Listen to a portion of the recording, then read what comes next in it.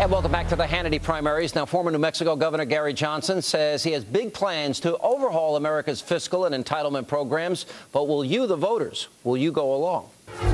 You have 47% of Americans that don't pay a penny in income taxes, not 1 cent. And they think the tax system's fair. You have now more people ever before dependent on government for some assistance. How do you get the people that have been, let's say, mentally conditioned to look to government to now say, oh, Gary Johnson's right, we're going to cut all these services, we're going to restructure how we use them, and they say, wait a minute, you're taking away my benefit, my. Well, how do you get people to buy into it? And Sean, you play a role in this every single day, talking about it every single day on your show, and that is that there's an awareness in this country right now that has never existed before in my lifetime. And in my lifetime, I have watched us spend more money than what we've taken in for my entire lifetime, and I've always thought there would be a day of reckoning. That day of reckoning is here, and it's now. Does this get us all to act on this? I'm under the belief, first off, that we are going to have this financial collapse, and I'm under the belief that we do have to take this on, and maybe there's an appetite to actually do that. Now, to do this would take Republicans to be in control of the Senate and the House and the presidency. Why the American electorate would give Republicans back control of this, given that a few short years ago they did this, and Republicans passed a prescription health care benefit and ran up record deficits at that time. I'm not sure why American citizens do that, but I'm under the belief that only the Republican Party can solve this. So I'm trying to grow the Republican base to get Republicans in a position to do this. Do you think they've shown enough strength, for example, on the 2011 budget? Do you think they're showing enough resolve on the debt ceiling debate? Well, it's moving in the right direction, but it's not nearly enough, and it's not getting there fast enough. I don't think we have 8 years. I really don't. This is going to be a bond market collapse. Well, this is going to be a bond market collapse. You think America's bonds will collapse? Well, there won't be an appetite. So the Federal Reserve, as you know, is buying up our debt right now. Come June, that's going to expire. They say they're not going to do that anymore. Well, what happens when there is no appetite for the debt, and they're going to have to step back in with QE3? I am not disagreeing with you, and sadly, I say this. I think America under Obama, Pelosi, Reid is in a steep decline, and as a consequence, the world's in decline. So I agree with you. I just think that the political resolve has got to be there. There's not one thing that you've said so far that I disagree with. No. I understand. I don't know if the country going to be ready. You got it. And so from my standpoint here, I'm putting myself into this contest to be, if you will, talking the truth on these issues. And it wouldn't be just this issue. I would argue that it's going to be across the board. Whether or not this flies or not, that'll remain to be seen. But this is what I think I'm offering up. Now, this is where I think your libertarian leanings is going to hurt you in some primaries. And I think it's the same thing for Ron Paul or any libertarian on the war. You don't think we belong in Afghanistan, Iraq? Well, initially, Afghanistan was totally warranted. We were attacked. We attacked back. That's what our military is for. And we should remain vigilant to the terrorist threat. But after being in Afghanistan for 6 months, I think we pretty effectively wiped out al-Qaeda. And here it is. We're there 10 years later, and we're building roads, schools, bridges, highways, and hospitals. That's not our and we're role. Borrowing 43 cents out of every dollar to do that. I agree with that aspect of it. But the argument being, of course, though, if they have a better society when we leave, the chances are I don't buy it. Because look, history has shown that you're not going to be able to do this here. But I disagree with this aspect, and that is that Iraq and Afghanistan were warranted because we had a whole series, you know, all the incidents leading up to 9/11, people really at war with us. WikiLeaks even proved recently the depths to which they were planning after 9/11 future attacks, and we needed to go on offense. See, what we don't argue about is the need for a strong national defense. We don't argue that at all. What we might argue about is the threat, the actual threat to our national security. So when it came to Iraq, I would have argued at that time that this isn't a threat to our national security. But if they do have weapons of mass destruction, we have the military surveillance capability to see that happen, and we could go in and strike at that point. I don't want to re-argue the Iraq war, because we spent a lot of time on it. But my only fast forward to Libya. Okay, well, Libya, I think if you say that Gaddafi's got to go as the United States president, you better take him out. Because I think this president, it all goes to this decline in America. I think he's timid, weak, indecisive, and I don't think he really has the moral courage to make a tough decision, and he's always pulled back to his radical ideological base. But on the issue of Iraq, we knew he used weapons of mass destruction. We had images of dead children, Kurds, in the north because chemical weapons were used, and the way he was acting made everybody and anybody, including most Democrats, conclude that he had them. Well, and under the umbrella of a no-fly zone did this occur.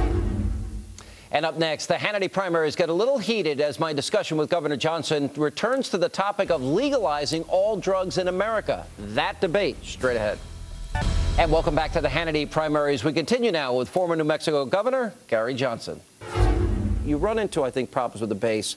Legalizing drugs, a couple of other positions. Legalizing marijuana, talking about harm reduction strategies regarding all the other drugs.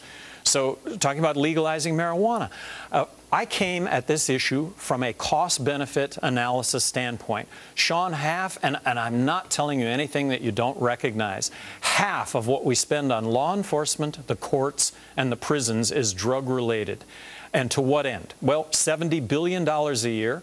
We're arresting 1.8 million people a year in this country, and we now have 2.3 million people behind bars. We have the highest incarceration rate of any country in the world. America. And marijuana is in a different category. But what do you do when people are in a crack-induced state of psychosis, if it's decriminalized or legalized? What do you do with people so needing a fix for heroin that they would kill their own mother? These are predictable results of hard drug use. What do you do then? Well, first of all, there's an educational process in all this. If you're too stupid not to stick a needle in your arm or a crack pipe in your mouth, you just lost it. I mean, there's no educating somebody that crack is bad for you. Crack is bad. Sure, Sean. But you treat it first as a health issue rather than a criminal justice issue. You don't treat it first as a criminal justice issue. These are the people that we know. These are people that we actually care about. But are we going to? Okay, so we're going to provide free health care for them? We're going to provide free heroin, crack? Let's differentiate between marijuana, though, and harder drugs. What I am advocating is the legalization of marijuana, and having drank alcohol and having smoked marijuana, neither of which I do today because I think they're both handicaps. Yeah. But having done both, I can tell you that there's a big difference between the two, and the big difference between the two is that marijuana is a lot safer than alcohol. I'm not sure I agree with that. Well, you don't have to agree. Citizens of Denver 5 years ago voted to decriminalize marijuana in Denver on a campaign based on marijuana being safer than alcohol. Can't these arguments still be made on the crack heroin issue? What do you do in those cases? What are you going to do? Well, you first look at it as a health issue rather than a criminal justice issue. You're a fiscal conservative. You're a libertarian. You don't want to pay for their health care, do you? Exactly, Sean. So listen to me. From a cost-benefit analysis... Give them the drugs? Listen, from a cost-benefit analysis, Portugal, 10 years ago, decriminalizes all drug use. In the last 10 years, they have statistically shown a 50% decrease in heroin use. Wait a minute. Great Britain experimented with the same decriminalization of heroin. And there were other, we talked about this the other way, Needle Park is another failure. But wait a minute. Let's talk about Needle Park. I mean, I can talk about all these. I can address all these issues. They also have maintenance issues where the government ends up giving these drugs to these addicts, and the state then becomes the pusher, and we have people that literally are decrepit and no longer live life as a bunch of junkies. So Chief of Police from Zurich, Switzerland, comes to Albuquerque. This is about 10 years ago. And he said, I'm Chief of Police from Zurich, Switzerland. He said, when they came out with a heroin maintenance program in Zurich, Switzerland. Free heroin. Free heroin. Government controlled. You have to get a prescription, but free heroin. Clean needles. The idea was to reduce death, disease, crime, corruption. The things that I think really people care about. He said, when they came out with this program in Zurich, this was crazy. I've been in law enforcement my entire life. All my friends were in law enforcement. We could not have been more opposed to this. Death, disease, crime, corruption was going to skyrocket. He said, I am here today to tell you Zurich is a much better place to live. Right. And citizens of Zurich voted to re-up on that program. We're not going to convince each other, but it's a good dialogue. This is something that needs to be talked about in this country. I think, and now I'm going to go back to my original question, and it's my last question, about this is where, on economic issues, I agree with you. We have a slight deviation on some defense issues. So make the drug argument from an economic standpoint. But how do you get the conservative base, a lot of which are Christian conservatives, that it is, and to me included, the idea that America would legalize or go down this road is repugnant to me, because I don't think government should have that role in the moral destruction of a human soul, which is predictable by giving them those drugs. I just want you to put yourself in the position. We talked earlier about the fact that you got a couple of sons. Mm-hmm. One son, one daughter. One son, one daughter. Statistically, one of those two are going to smoke marijuana, statistically. And that will be the one that I beat the living daylights. No, I'm kidding, joke. Well, no, you are joking. But you want to deal with that problem. You don't want the government dealing with that problem, and you don't want one of your two kids subject. Yes, but that's the existing law as it exists. Yeah. I don't want our kids criminalized for actions it's mostly a misdemeanor, small amounts of marijuana. This is the notion that we have, Sean, that we've really kind of put this on the back burner, when the reality is that these laws are also very, very discriminatory. You have can be crack, powder, cocaine, very distinguished. Well, you're brought over to the side of the road. You smell marijuana. If you are of color, there's a 4 times more likelihood that you'll end up behind bars for that stop as opposed to being white. That's a fair point. These are just realities. But if you're in a car and you pull over the side of the road and your car reeks of marijuana, I don't want you on the road. Exactly, and that'll never be legal either. It'll never be legal to smoke pot, become impaired, get behind the wheel of a car, or do harm to others. Do you not agree with me or see that the conservative base is going to have a hard time with these positions? That's my last question. Well, it's an educational issue. So in my experience, since I'm the only one out there talking about this, and I've had this field now for about 12 years to myself, what I've found is that it's an issue that's really pretty thin ice. That when people get educated about it just a little bit, everybody seems to move on the issue. Now, people don't move from wanting to implement the death penalty to making it legal, but they move from the death penalty to, well, okay, maybe we don't have to put them to death.